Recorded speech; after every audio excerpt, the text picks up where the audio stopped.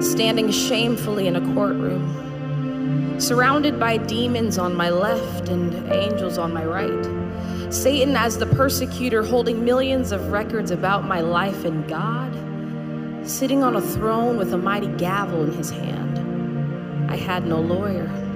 Placed on trial for things such as lying, stealing, and fornication. For this was the beginning of my tribulation, for there was no reason to plead an innocent statement, for all the evidence was sitting right there with Satan.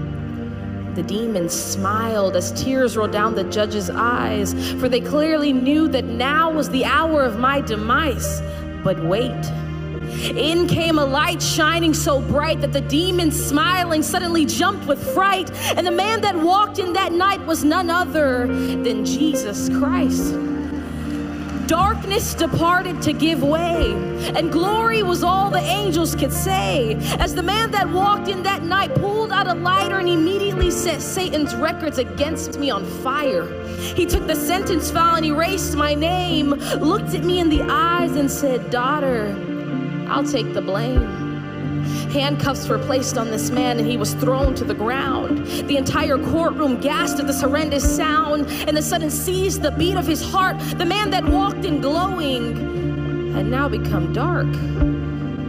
I did this to him. My lying, my stealing, my cheating, and he took the pain and spent 3 days in the hell that I was to go to for eternity.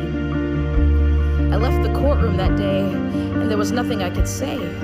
I was found innocent, for Christ handled the debt that I was to pay. This type of love is more than you could give to a girlfriend, boyfriend, husband, wife.